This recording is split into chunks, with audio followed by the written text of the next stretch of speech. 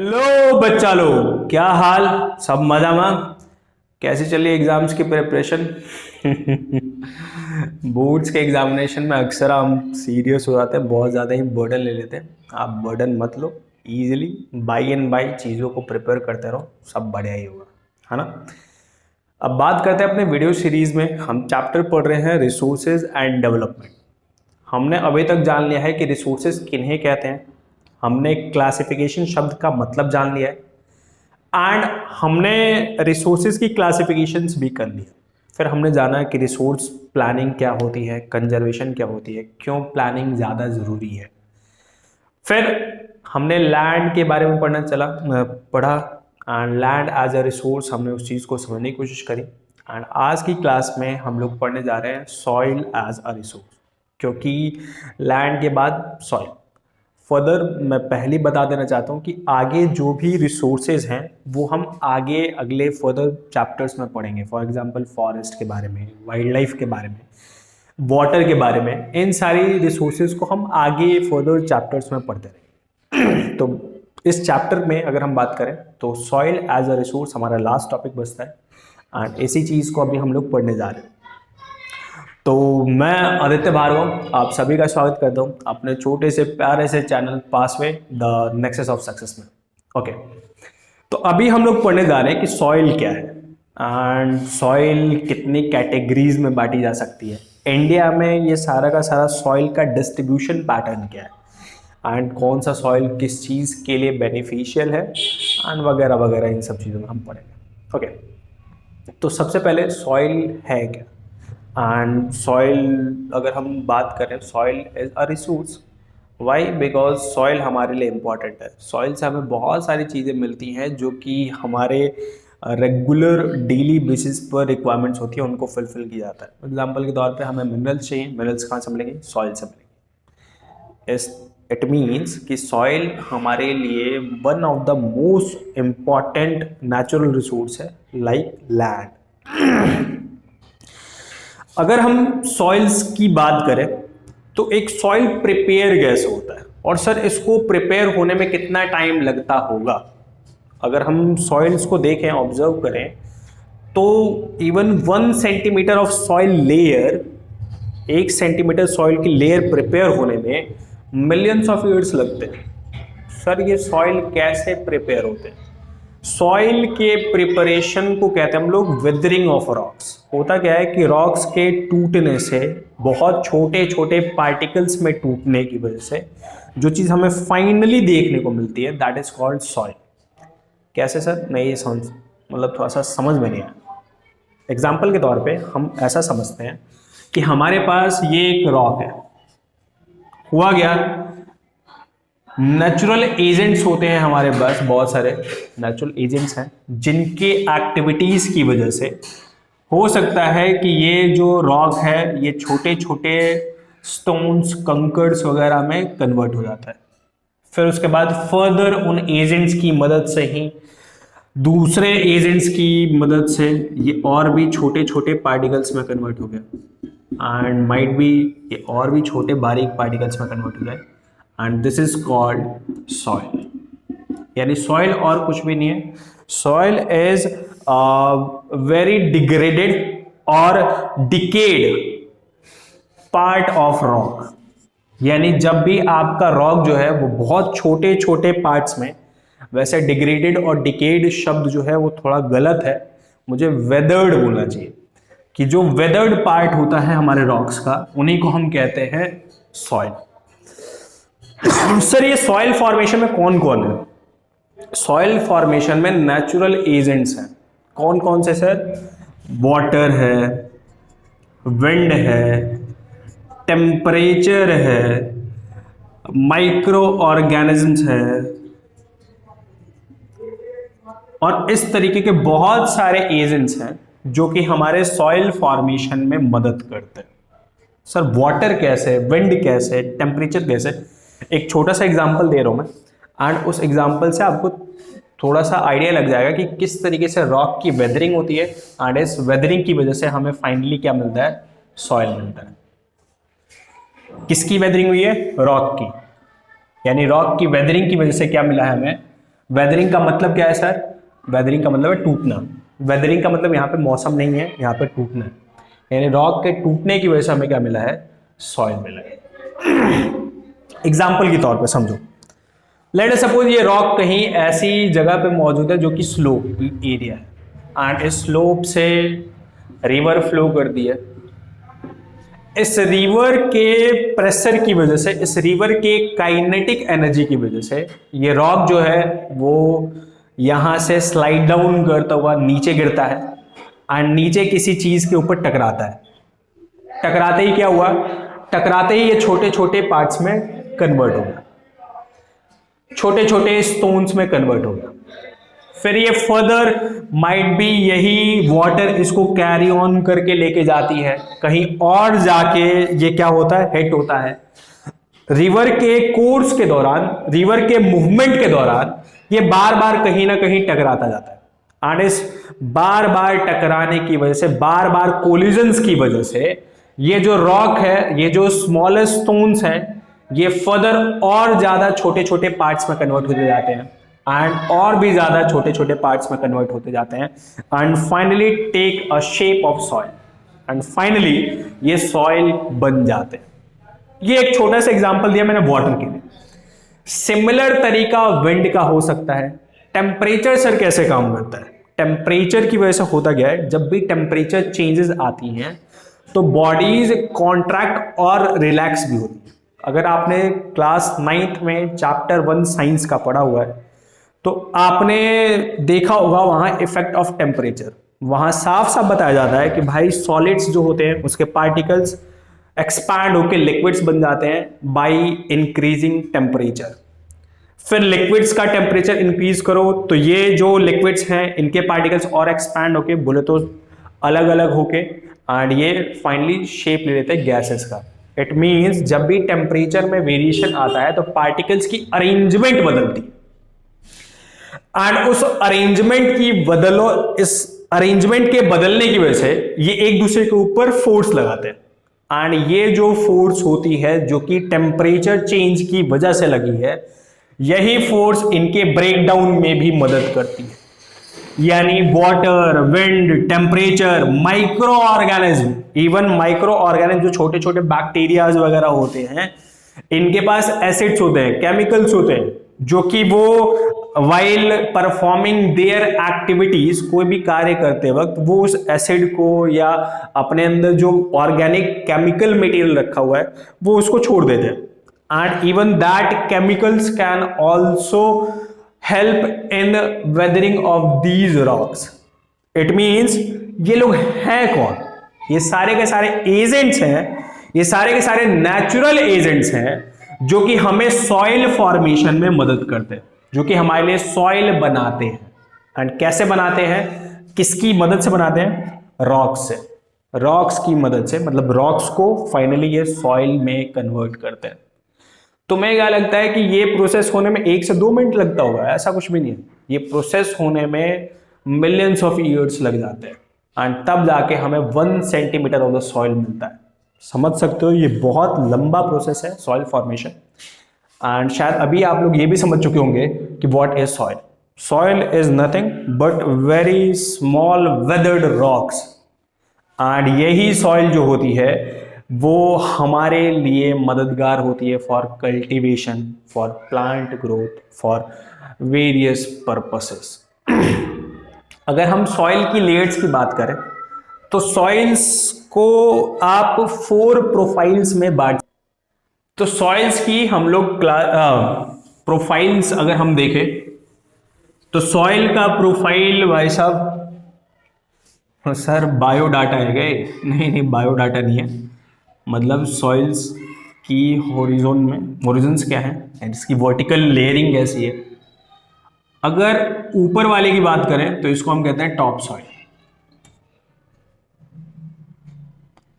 Top soil के नीचे जो होता है इसको हम कहते हैं सब सॉइल। इसके नीचे जो होता है इसको हम कहते हैं सब stratum weathered parent rocks, and इसके नीचे जो है वो है पैरेंट रॉक। क्या है सर? पैरेंट रॉक किसे कहते हैं? पैरेंट रॉक वो रॉक है जिससे सॉइल फॉर्मेशन हुई है। ये रही बड़े बड़े रॉक्स। यही रॉक्स जो हैं वो जब थोड़े छोटे छोटे हो जाते हैं तो फिर उसकी जो लेयर बनती है उसको हम कहते हैं सबस्ट्रेटम वेदर्ड पैरेंट रॉक्स। जब इसके और छोटे छोटे लेयर्स बनेंगे, छोटे छोटे पार्टिकल्स बनेंगे, तो इसको हम कहेंगे सब सॉइल। एंड जब ये फाइनली बारीक पार्टिकल्स में कन्वर्ट हो जाएगी तब हम इसको कहेंगे टॉप सॉइल। सब सॉइल में मैं बता देना चाहता हूँ इसमें क्ले, सिल्ट, सैंड ये सब प्रेजेंट रहते हैं। तो ये है सॉइल प्रोफाइल। मतलब कि जब भी आप सॉइल के मतलब अगर आप टॉप सरफेस से खुदाई करते जाएंगे तो आपको क्या क्या चीज़ें सॉइल में देखने को मिलेंगी। सबसे पहले आपको टॉप सॉइल देखने को मिलेगा, फिर आपको सब सॉइल देखने को मिलेगा, फिर आपको सबस्ट्रेटम वेदर्ड पैरेंट रॉक्स देखने को मिलेंगे, और उसके बाद आपको पैरेंट रॉक देखने को मिलेगा। पैरेंट रॉक, इसको बेड रॉक भी कह सकते हैं आप, क्योंकि इसी से आपका सॉइल जो है ये फॉर्म हुआ है। अच्छा, मैं बता देना चाहता हूँ इवन टॉप सॉइल्स में बहुत जगहों पे आपको ऑर्गेनिक मटेरियल्स भी देखने को मिल सकते हैं। एंड ये जो ऑर्गेनिक मटेरियल्स प्रेजेंट होते हैं इनको हम ह्यूमस कहते हैं। ह्यूमस एक बहुत अच्छी चीज होती है जो कि सॉइल को फर्टिलाइज करती है। बोले तो सॉइल की फर्टिलिटी के लिए काफी ज्यादा ही मददगार होती है। यानी फर्टिलिटी ऑफ द सॉइल जो होता है वो बेसिकली अगर हम बात करें तो डिपेंड होता है ह्यूमस के ऊपर। तो सर ये ऑर्गेनिक मटेरियल कहाँ से आया वगैरह वगैरह, ये सारे छोटे छोटे सवाल हैं जो आपके माइंड में शायद घूम रहे होंगे। ऑर्गेनिक मटेरियल आया कहाँ से भाई? जब सॉइल फॉर्मेशन हो रहा था, माइट भी हो सकता है कि कोई प्लांट, कोई animal, dead and decade animal, dead plant, leaves, branches, ये सारे के सारे उस सॉइल में मिक्स हो गए थे। एंड यही तो आपके ह्यूमस का कारण है। ऑर्गेनिक मटेरियल्स वो सारे के सारे मटेरियल्स जिनमें कार्बन के पार्ट्स पाए जाते हैं। एंड कार्बन बोले तो हर एक चीज़ में पाया जाता है, प्लांट में, एनिमल्स में, इन सारी चीज़ों में आपका कार्बन पाया जाता है। यानी हर वो चीज़ जिसमें कार्बन पाया जाएगा उसको ऑर्गेनिक मटेरियल बोलेंगे। एंड ऑर्गेनिक मटेरियल हमारे सॉइल में कहाँ से आता है? तो because of dead plant and animals की वजह से। ओके, तो अभी तक हमने जान लिया कि सॉइल क्या है, सॉइल फॉर्मेशन कैसे होती है, सॉइल फॉर्मेशन के लिए एजेंट्स क्या क्या है, सॉइल फॉर्मेशन किन किन कारणों से होता है।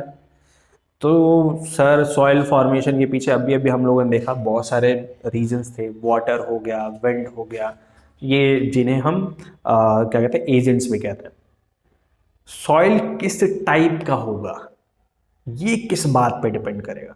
सॉइल का जो टाइप होता है वो डिपेंड करता है क्लाइमेट के ऊपर, वो डिपेंड करता है उस पैरेंट रॉक या फिर बेड रॉक के ऊपर जिससे कि आपका सॉइल फॉर्म हुआ है। वो डिपेंड करता है आपके सराउंडिंग्स के ऊपर, वो डिपेंड करता है कि वो सॉइल किस जगह पे मौजूद है इसके ऊपर, वो डिपेंड करता है वहां पे मॉनसून कैसा है।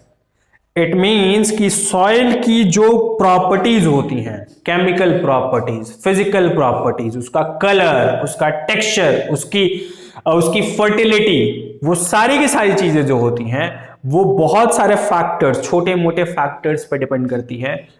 सॉरी, छोटे मोटे नहीं है, ये बहुत सारे फैक्टर्स हैं एंड बहुत ज्यादा इन्फ्लुएंशियल फैक्टर्स हैं। एंड इन्हीं इन्फ्लुएंशियल फैक्टर्स के ऊपर आपका पूरा का पूरा सॉइल जो है वो डिपेंड करता है। सॉइल फॉर्म होना एक बहुत लेंथी प्रोसेस है एंड उस लेंथी प्रोसेस में सॉइल को बहुत सारी चीज़ों से डील करना पड़ता है। एग्जाम्पल के तौर पे माइक्रो ऑर्गेनिज्म से, प्लांट से, एनिमल से, फिर आपके वाटर से, अलग अलग जगह से। मान लो कि वाटर और एयर जो है वो अलग अलग जगह से ब्लो होती हुई आ रही है एंड अपने साथ माइट भी कोई पार्ट, कोई केमिकल, कोई मिनरल लेके आ रही है।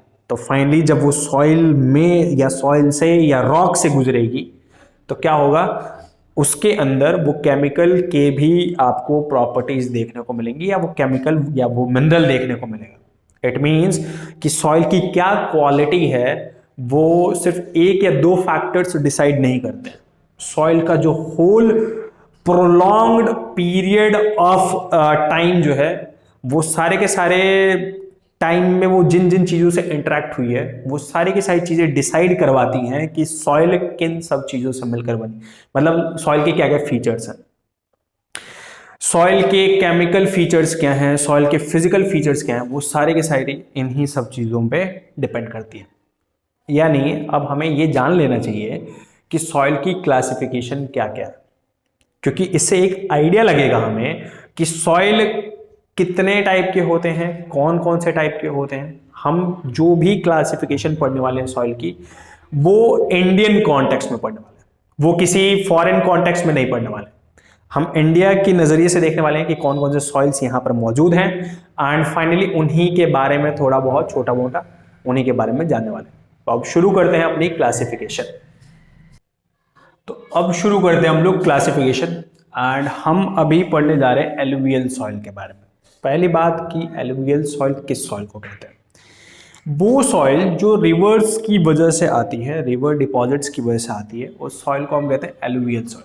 होता क्या है कि जब भी हाई लैंड से जब भी रिवर एक फ्लो करती हुई आती है, तो अपने साथ बहुत सारे पत्थरों को लेकर आती है। फिर वो धीरे धीरे रास्ते में वो पत्थर आते हुए टूटते हैं, कभी इधर इकट्ठे होते हैं, कभी उधर इकट्ठे होते हैं, और फाइनली वो इतनी बार कोलिजन्स की वजह से इतने बारीक पत्थरों में कन्वर्ट हो जाते हैं, बारीक पार्टिकल्स में कन्वर्ट हो जाते हैं, जो कि फाइनली एक जगह पर जब जाके इकट्ठे होते हैं तो हम कहते हैं कि ये एलुवियल सॉइल है। एलुवियल सॉइल अगर हम इंडिया में बात करें तो मेनली जो बने हैं वो 3 रिवर सिस्टम्स की वजह से बने हैं, एंड वो 3 रिवर सिस्टम्स हैं गंगा, इंडस, गंगा एंड ब्रह्मपुत्रा।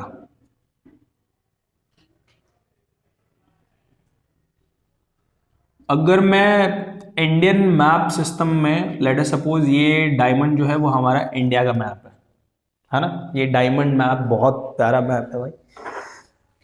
मैं तो आप लोगों को प्रिस्क्राइब करूँगा कि भाई इंडिया का मैप बनाना सीख जाए, वरना ये डायमंड मैप आपको शॉर्ट में बहुत सारे लोकेशंस को समझाने में मदद करेगा।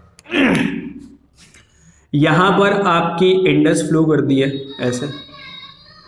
वही अगर हम बात करें गंगा के लिए, तो ये गंगा इस तरीके से फ्लो करती है, और इधर से आपकी ब्रह्मपुत्रा जो है वो इधर से आती है। इट मीन्स ये जो नॉर्दर्न प्लेन वाला रीजन है, ये पूरा का पूरा नॉर्दर्न प्लेन जो है ये कवर्ड है आपके एलुवियल प्लेन से, एलुवियल सॉइल से, ये पूरा का पूरा। एंड ये इवन एक्सटेंडेड है हमारे Rajasthan and some part of Gujarat तक। सबसे पहली चीज, इतना तो आपको आइडिया लग गया है कि जो एलुवियल सॉइल होता है वो रिवर डिपॉजिट्स की वजह से होता है, रिवर्स की वजह से होता है। इट मीन्स जहां भी हायर लैंड से रिवर फ्लो करती होगी वहां पर एलुवियल सॉइल के पाए जाने के चांसेस सबसे ज्यादा। एग्जाम्पल के तौर पे इवन अगर हम देखें, ये जो ईस्टर्न घाट्स हैं, इन ईस्टर्न घाट्स में भी हमारे एलुवियल सॉइल के होने के चांसेस ज़्यादा हैं। क्यों? चांसेस ज़्यादा नहीं है, इवन हैं। एलुवियल सॉइल ईस्टर्न घाट्स में, जो ईस्टर्न घाट्स हैं उसके कोने में आपको देखने को मिलेंगे। क्यों? Because most of the reverse जो साउथ की हैं वो आपकी ईस्टर्न घाट से ही बे ऑफ बंगाल में गिरती हैं, एक्सेप्ट सम रिवर्स ही कुछ ऐसी हैं जो कि वेस्टर्न घाट से अरेबियन सी में फ्लो डाउन करती हैं। यानी ये सारे के सारे पोर्शंस, इसमें आ गया बिहार, यूपी, राजस्थान, गुजरात, हरियाणा एंड पंजाब, फिर इधर असम तक, क्योंकि आपको याद होगा ब्रह्मपुत्रा जो होती है वो असम मतलब अरुणाचल प्रदेश से होती हुई, असम से होती हुई आपके बांग्लादेश में एंटर होती है। तो ये सारे के सारे पोर्शन जो हैं यहां पर आपको एलुवियल सॉइल देखने को मिलेंगे। एलुवियल सॉइल की अगर हम बात करें तो ये अलग अलग तरीके की अलग अलग जगहों पे देखने को मिलती है। डिपेंड करता है कि कहां पर सैंड, सिल्ट एंड क्ले का प्रोपोर्शन कैसा है। पहले तो हमें यह पता होना चाहिए कि सैंड किसे कहते हैं, सिल्ट किसे कहते हैं एंड क्ले किसे कहते हैं। सैंड का मतलब हो गया, क्ले से शुरू करते हैं। जब पार्टिकल का साइज जो होता है, पार्टिकल का साइज जब होता है 0.002 mm से छोटा, तो हम कहते हैं क्ले। जब पार्टिकल्स का साइज 0.002 mm से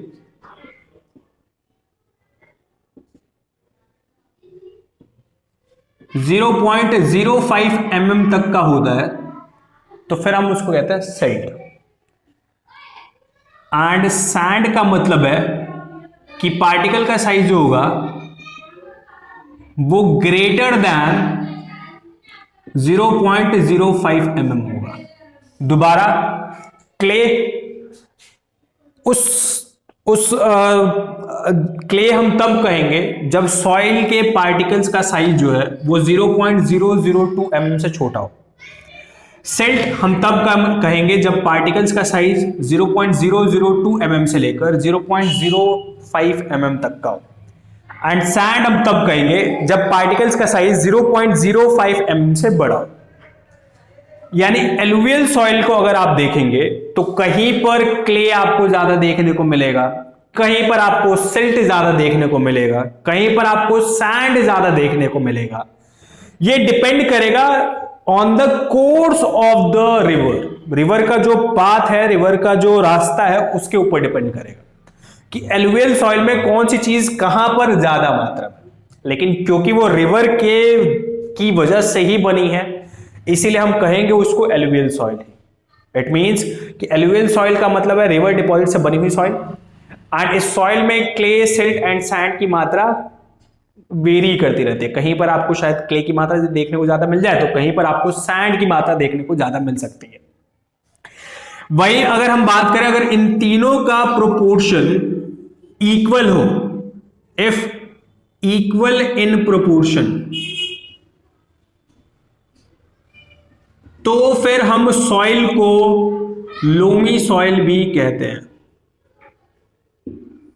यानी एक सॉइल को लोमी सॉइल तब कहा जाएगा जब क्ले, सिल्ट एंड सैंड ये तीनों के तीनों इक्वल। ओके, इसके बाद अगर हम देखें, अगर हम रिवर के कोर्स को देखने की कोशिश करें, तो लेट अस सपोज कि ये है कोई माउंटेन एंड यहां से हमारी रिवर जो है ये फ्लो करती हुई आ रही है।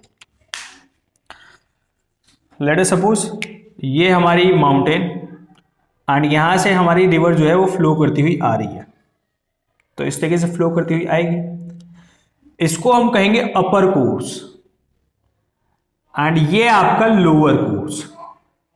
एंड ये जो रीजन है जो कि अपर कोर्स एंड लोअर कोर्स के फुटहिल की बात कर रहे हैं हम, या फिर दूसरे शब्दों में कहें हम कि माउंटेन के फुटहिल की बात कर रहे हैं, इसको हम कहते हैं पिडमोंट प्लेन। इसको हम कहते हैं पिडमोंट प्लेन।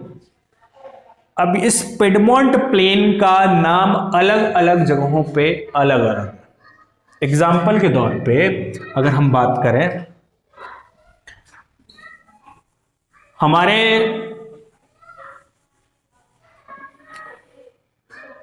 ये इंडिया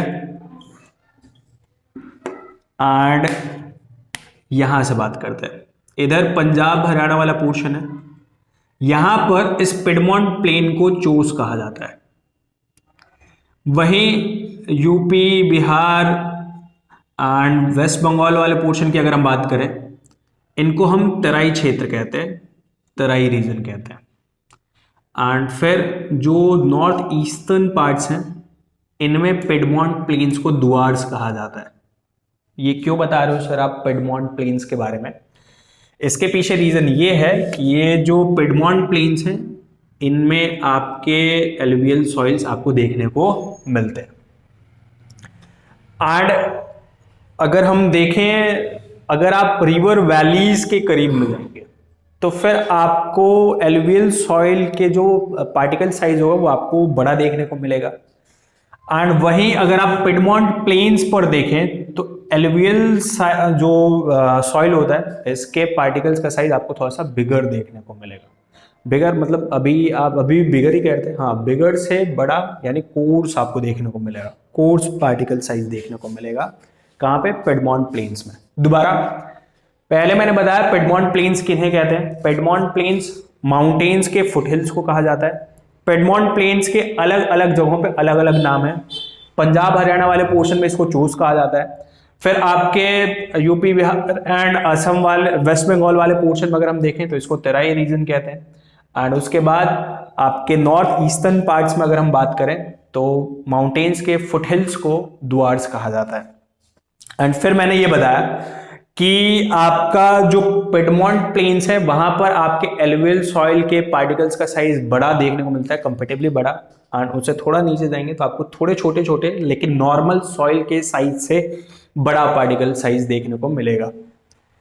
इसके बाद मैंने इवन ये भी बता दिया है कि आपको ईस्टर्न घाट्स में भी एलुवियल सॉइल देखने को मिलेगा, आपको राजस्थान एंड इवन गुजरात के हल्के से पोर्शन में भी आपको एलुवियल सॉइल देखने को मिलेगा। इस एलुवियल सॉइल को ऑन बेसिस ऑफ एज अगर हम चाहें तो दो पार्ट्स में बांट सकते हैं। पहला बांगर एंड दूसरा खादर। ये बांगर सीमेंट वाला बांगर नहीं है, ये बांगर जो है ये एलुवियल सॉइल का एक पार्ट है। माइट भी हो सकता है कि बांगर सीमेंट यही से इन्फ्लुएंस होकर अपना नाम रख रहा होगा, लेकिन ये बांगर है जो कि ओल्ड एलुवियम कहलाता है। एंड वही खादर की बात करें तो ये है न्यू एलुवियम। बांगर जो होता है इसमें कंकड़ की मात्रा ज्यादा होती है। कंकड़ का कॉन्सेंट्रेशन अगर इंग्लिश एसेंट में बात करें तो कंकर, एंड कंकर के जो कॉन्सेंट्रेशन होती है वो ज्यादा होती है। वही खादर में बात करें तो कंकर का कॉन्सेंट्रेशन कम होता है। कंपेटिवली अगर हम बात करें तो पार्टिकल साइज यहां पर बड़ा है, सॉइल्स के पार्टिकल्स का साइज बड़ा है, जबकि यहाँ के सॉइल्स के पार्टिकल्स का साइज जो होगा वो छोटा होगा। ये लेस फर्टाइल होते हैं क्योंकि मिनरल्स यहाँ पे इकट्ठे नहीं हो पाते। ये हाईली फर्टाइल होते हैं। यानी अगर दोनों जगहों में अगर मैं पूछूं आपसे कि कहाँ पे कल्टीवेशन आपको करना चाहिए तो आपको कहना चाहिए कि सर खादर रीजन क्योंकि फर्टाइल रीजन है तो यहाँ पर ऑफ कोर्स कल्टीवेशन आसानी से हो जाएगी। इसके साथ साथ अगर हम बात करें कल्टीवेशन पे बात आई गई है तो सर आपने अभी बोला कि यहां पर मिनरल्स ज्यादा इकट्ठे नहीं हो पाते, खादर में मिनरल्स ज्यादा इकट्ठे हो पाते हैं। वो कौन से मिनरल्स हैं? तो वो है आपका पोटैश, वो है फॉस्फोरिक एसिड एंड वो है लाइम। ये तीन मिनरल्स आपको ज्यादा देखने को मिलेंगे एलुवियल सॉइल में। अगर हम ओवरऑल बात करें तो ऐसा कोई जरूरी नहीं है कि हर जगह पे एलुवियल सॉइल में यही चीज देखने को मिलेगी, लेकिन अगर आप जनरल टर्म्स में बात करें, जनरलिटी में बात करें तो आपको पोटैश ज्यादा देखने, potash, phosphoric acid and lime आपको हर एलुवियल सॉइल में देखने को मिलेगा। और इसी की वजह से यहाँ पर शुगर केन की खेती आसानी से हो जाती है, यहाँ पर वीट की खेती आसानी से हो जाती है। Sugar cane, wheat, paddy, even other cereals, example के तौर पे आपके राइस की भी खेती अच्छी हो जाती है। तो ये आपका एलुवियल सॉइल। हमने सबसे पहले बात करा कि एलुवियल सॉइल कौन सा सॉइल होता है, एलुवियल सॉइल में किस चीज की मात्रा मौजूद होती है, एलुवियल सॉइल किस चीज के लिए बेनिफिशियल है, किसका कल्टीवेशन आसानी से हो सकता है एलुवियल सॉइल में। फिर हमने ये भी देखा कि एलुवियल सॉइल का डिस्ट्रीब्यूशन का क्या पैटर्न है। फिर हमने ये भी देखा कि एलुवियल सॉइल मेनली इंडिया में किन किन रिवर्स की वजह से बनती है। एलुवियल सॉइल की कैटेगराइजेशन भी करी एंड हमने इवन कुछ शब्दों को जाना जो कि शायद आपने पहले सुने होंगे, शायद ना भी सुने। एंड उसमें से सबसे पहले क्ले क्या है, सिल्ट क्या है, सैंड, इसका डिफरेंस बहुत सारे लोगों को पता नहीं होता है। मैं आपसे कहूँगा कि आप एक बार ध्यान से इस चीज़ को सीखें। इसके बाद आपने एक और शब्द सीखा, लोमी सॉइल किसे कहते हैं। फिर आपने एक और शब्द देखा पिडमॉन्ट प्लेन्स के बारे में। पिडमॉन्ट प्लेन्स किन्हें कहते हैं? तो भाई माउंटेन्स का जो फुटहिल वाला पोर्शन होता है उसको हम पिडमॉन्ट प्लेन कहते हैं। एंड ये जो फुटहिल वाला पोर्शन है इसके अलग अलग जगहों पे अलग अलग नाम है। पंजाब हरियाणा में इसको चोस के नाम से कहते हैं। भाई यूपी बिहार एंड वेस्ट बंगाल वाले पोर्शन में तेरई कहते हैं। बिकॉज तेरई इसलिए कहते हैं क्योंकि ये मार्शी होता है इधर की तरफ, क्योंकि ये प्लेन वाला पोर्शन है। अगर आप पंजाब हरियाणा को देखो तो थोड़ा सा हिली एरिया पे पड़ जाते हैं, तो वहां पे मार्शी नहीं हो पाता, बोले तो कीचड़ ज्यादा नहीं हो पाता। जबकि अगर आपने सुना भी होगा कोसी रिवर की वजह से बिहार में बाढ़ आई, ये क्या है? ये बेसिकली ये बता रहा है कि इन रीजन्स में पानी का कॉन्सेंट्रेशन हाई होने की वजह से यहाँ पे बाढ़ और मड ज्यादा देखने को मिलता है। तो ऐसे पिडमॉन्ट प्लेन्स जहां पे मड आपको ज्यादा देखने को मिले उनको तेरई रीजन कहते हैं। ये बहुत ज्यादा ही फर्टाइल होते हैं, मार्क कर लेना ये बात। एंड इसके साथ साथ दुआर्स नॉर्थ ईस्टर्न स्टेट में पिडमॉन्ट प्लेन्स को कहते हैं। तो ये हमारा एक सॉइल जो कि एलुवियल सॉइल। इसके बाद हम पढ़ने जा रहे हैं ब्लैक सॉइल के बारे में। ब्लैक सॉइल जिसको रेगर सॉइल भी कहते हैं, इसको ब्लैक कॉटन सॉइल भी कहते हैं। ब्लैक सॉइल सर, हाँ जी ब्लैक सॉइल। ब्लैक सॉइल के अलग अलग नाम हैं। ब्लैक सॉइल, इसको रेगर सॉइल भी कहते हैं, इसको ब्लैक कॉटन सॉइल भी कहते हैं। ब्लैक कॉटन सॉइल तो इसलिए कहते हैं क्योंकि कॉटन के लिए बहुत ज्यादा ही बेनिफिशियल है। रेगर सॉइल क्यों कहते हैं? रेगर सॉइल इसलिए कहते हैं क्योंकि रेगर का लैटिन वर्ड है। ये रेगर लैटिन वर्ड नहीं है, रेगर जो है वो लैटिन वर्ड से डिराइव्ड है, डिराइव्ड फ्रॉम लैटिन वर्ड, जिसका मतलब होता है ओवरफ्लो। एंड क्योंकि ये जो सॉइल है जिसको आप ब्लैक सॉइल कह रहे हैं, ये लावा के ओवरफ्लो की वजह से बनता है, इसीलिए हुआ गया। ये एग्जांपल के तौर पे ये कोई रीजन है एंड नीचे से मैग्मा आया, जैसे ही बाहर आता है तो इसको हम लावा कहते हैं, एंड लावा फ्लो होके बाहर की तरफ आ गया। तो ये जो ब्रेकडाउन होने के बाद जो सॉइल बनाएगी इसको हम कहेंगे रेगर सॉइल। तो ये ओवरफ्लो होने की वजह से ये सॉइल बनी है, इसको हम कहते हैं लावा के ओवरफ्लो से ये सॉइल बनी है, इसीलिए हम इसको रेगर सॉइल भी कहते हैं। एंड ब्लैक सॉइल क्योंकि वो ब्लैक इन कलर होती है, बिकॉज लावा जब बहुत सालों के डिपोजिशन के बाद अगर हम बात करें तो ब्लैक कलर की हो जाती है। बेसाल्टिक सॉल्ट जो होते हैं, बेसाल्ट की फॉर्मेशन होती है, एंड ये ब्लैक होने की वजह से होता क्या है कि देखने में आपको ये पूरी की पूरी ब्लैक दिखाई देगी। इस सॉइल की एक विशेषता है कि ये सॉइल जो होती है क्लेई नेचर की होती है, क्लेई नेचर की होती है। एंड जब ये सॉइल हीट पड़ने की वजह से सूख जाती है तो इसमें क्रैक्स डेवलप हो जाते हैं।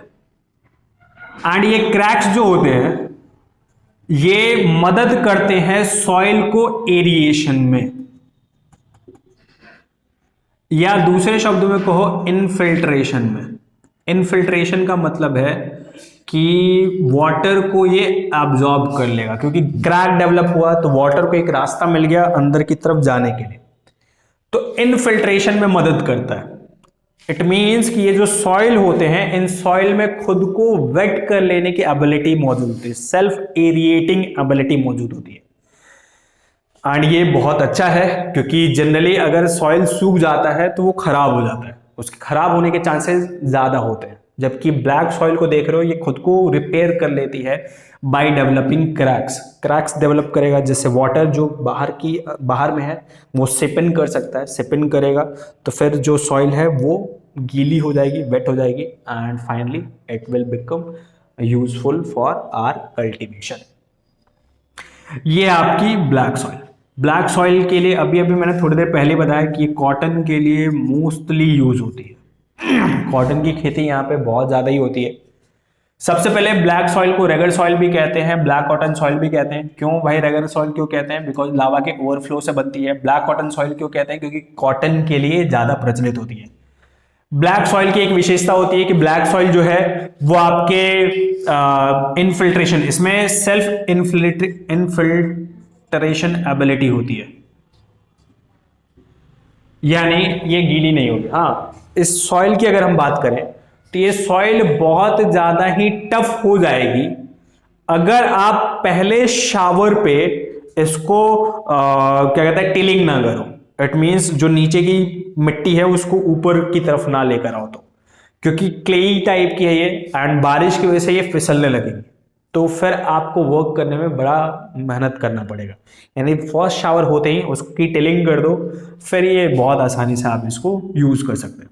अब सवाल यही आया सर कि इसका डिस्ट्रीब्यूशन क्या है, तो अगर हम इसका डिस्ट्रीब्यूशन देखें तो अभी अभी हमने देखा कि हमारा एलुवियल सॉइल कहां पर है, एंड ब्लैक सॉइल के लिए बात करें तो ब्लैक सॉइल आपके डेक्कन ट्रैप में ये जो पूरा का पूरा महाराष्ट्र, मालवा एंड सौराष्ट्र वाला पोर्शन है, इन जगहों पे, यहाँ पे भी, एंड इसके साथ साथ इवन जो महानदी गोदावरी, यहाँ पे आपकी गोदावरी रिवर है एंड यहाँ पे आपकी कावेरी, तो गोदावरी कावेरी जो है इसके बीच में आपका इवन आपको ब्लैक सॉइल देखने को मिलेगा। तो ये सारे के सारे वो पोर्शंस हैं जहाँ पे आपको ब्लैक सॉइल देखने को मिलेगा। इवन आपको छोटे मोटे पोर्शंस आपको कर्नाटक, केरल एंड तमिलनाडु में भी देखने को मिलेंगे, बट मोस्टली अगर हम बात करें तो मोस्टली आपको ब्लैक सॉइल जो है वो इन पोर्शंस में देखने को मिलेगा। ब्लैक सॉइल किस लिए बेस्ट है? कॉटन के लिए। ब्लैक सॉइल की ये बहुत इंपॉर्टेंट एबिलिटी होती है, एंड ब्लैक सॉइल को रेगर सॉइल क्यों कहते हैं? Because of overflow of lava. ठीक है, तो अभी हमने दूसरा सॉइल पढ़ा एंड वो दूसरा सॉइल कौन सा है? Black soil.